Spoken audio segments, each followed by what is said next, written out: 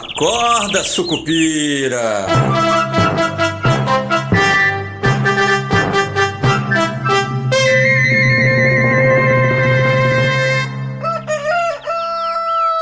Bom dia, pessoal, sejam todos muito bem-vindos, sejam todas muito bem-vindas. Esse é o nosso Acorda Sucupira do dia 16 de janeiro de 2026. Eu sou o Rodrigo Oliveira e hoje é sexta-feira. Sextou, meu povo, sextou com um novo recorde do Ibovespa ontem, né? Ibovespa que fechou aí em alta de 0,26% ontem aos 568 pontos, né? Parte dessa alta aí, ninguém sabe exatamente, né, o que causou. Tem um alívio aí com a história do Donald Trump, né, e tendo reduzido um pouco a pressão contra o Irã, pelo menos no começo, né, do dia, né, o dia foi marcado por esse recuo, mas aí no final do dia a gente teve a notícia de que um navio de guerra americano está se deslocando em direção ao Oriente Médio, ao Irã, e que é uma opção, né? Ele vai ficar lá como uma opção ao presidente Trump se ele quiser realizar um ataque ao Irã, né? Então isso mudou um pouco o tom do dia no finalzinho, mas não atrapalhou aí a nossa alta de 0,26%, novo recorde de fechamento histórico, né? O Ibovespa nesse começo de ano já acumula 2,76% de ganhos, né?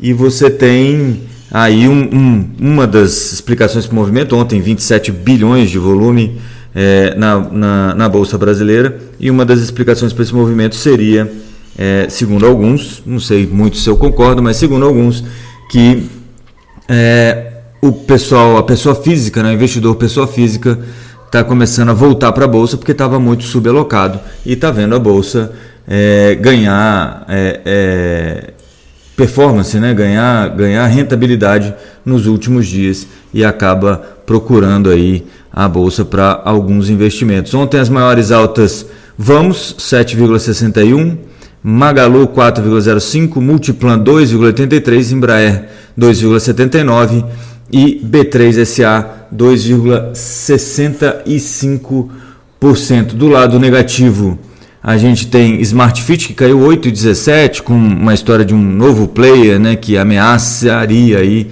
a predominância mercadológica, boas palavras, né, da Smart Fit. Então queda de 8,17%, maior queda do Ibovespa ontem. Vivara 6,56%, CIA 5,15%, Hapvida 4,61% de queda, e Uzi Minas em 3,23% de queda.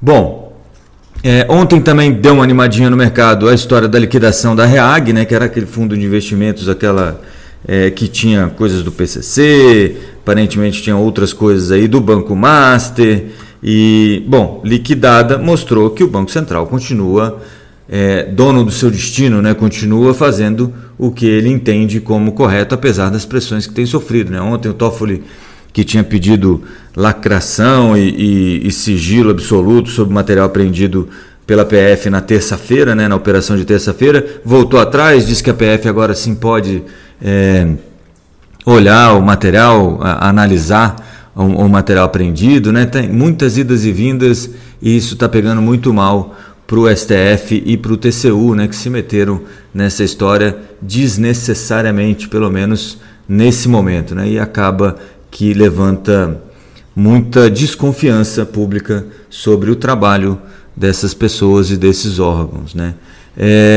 Fora isso, como eu falei, o arrefecimento ali da história do Irã chegou a derrubar o petróleo 4%, né, que chegou a ser negociado ali o petróleo tipo Brent, na casa dos $63, mas depois, com a notícia aí desse navio de guerra americano em deslocamento para o Oriente Médio, o petróleo voltou a subir. Agora na minha tela aqui, 0,83 de alta, $64,41 o barril do petróleo tipo Brent. O minério de ferro cedendo um pouquinho também, 0,56 a $106,80 a tonelada, e o ouro $4.607 a onça Troy, queda de 0,17.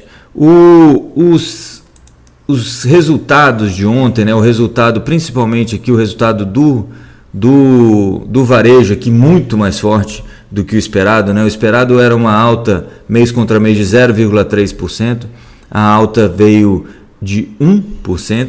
Nos 12 meses acumulados até o mês da leitura, a expectativa era de uma desaceleração de 0,9 para 0,2 e aí ele acelerou para 1,3, o que mostra que a economia continua bastante aquecida. Algumas pessoas olham para esse número e fazem um desconto aí por causa da Black Friday, etc e tal, mas o fato é que a gente ficou aí com um número que ninguém estava esperando e que pode sim colocar água no chope da história de cortar os juros em março, né, e a gente passar para abril. Lembrando, né, já falamos sobre isso aqui, esse começo ele tem sido adiado já há algum tempo. Não vai acontecer? Muito improvável que ele não vá acontecer, mas talvez ele tenha uma magnitude menor, né?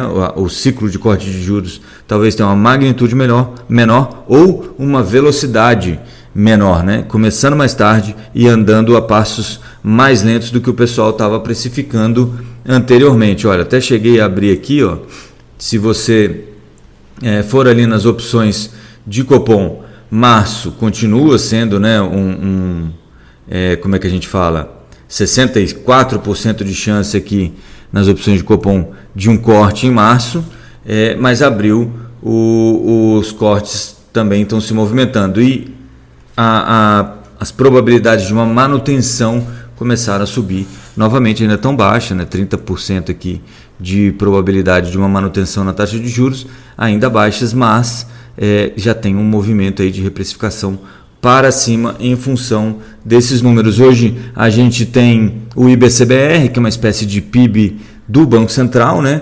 E a expectativa aí é de uma expansão econômica de 0,3% depois de uma retração de 0,2%. Além disso, a gente tem preços ao produtor aqui também, no atacado, né? No mês contra mês, a gente vem aí de quedas, né, de deflações de 0,48% e também no ano contra ano de deflação de 1,82%.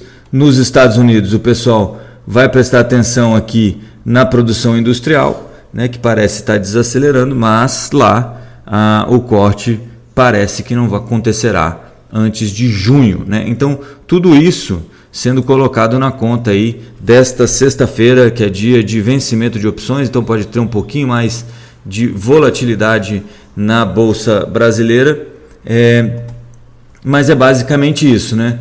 Hoje, deixa eu ver só o que tem de resultado aqui nos Estados Unidos, rapidamente, ver se tem alguma coisa mais relevante aqui. Aparentemente não. Nada muito relevante no calendário de divulgação de resultados norte-americano, e vamos esperando também para começar aí a divulgação brasileira, né, de resultados. Ontem, BlackRock deu uma aliviada, né, naquele mau humor que a gente estava tendo com instituições financeiras, e Morgan Stanley também, né, vieram com surpresa positiva aí de 7% e 10%, respectivamente. E o Goldman Sachs, aí sim, 20% acima do que o pessoal estava esperando no lucro, né? Então, isso acabou ajudando também as bolsas norte-americanas, além da história do Irã. E aí o S&P 500 subiu 0,26 para fechar 6.944, e a Nasdaq subiu 0,32 para fechar 25.547 pontos. O índice DXY ganhou um pouquinho de força ontem, mas agora de manhã já começou a recuar novamente, menos 0,12 a 99,236 pontos. O Bitcoin em queda de 0,22 a 95.371 dólares, e o dólar contra o real aqui a 5,37 para abrir o dia. Ontem os juros futuros aqui no Brasil foi um dia de abertura, e apesar disso o Ibovespa, né, continuou performando bem, mas preocupa um pouco essa movimentação nos juros que a gente tem visto aí nos últimos dias de abertura da curva, principalmente aí do meio para frente na curva, coisa que eu falei para vocês naquela live que a gente fez em conjunto com a Terracota Investimentos, sobre a ponta longa, né, e os riscos que a gente está correndo aí nesse posicionamento para este ano de 2026.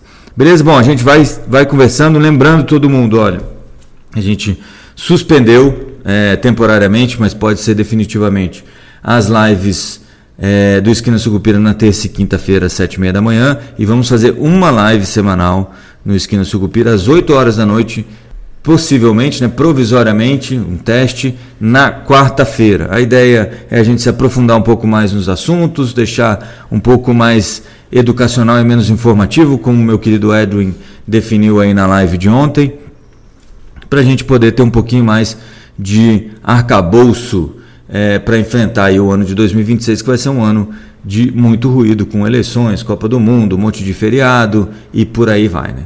Então, é isso por hoje. Bons negócios a todos nessa sexta-feira. Bom fim de semana. A gente se vê na segunda. Até lá. Avante, Sucupira. Acorda, Sucupira.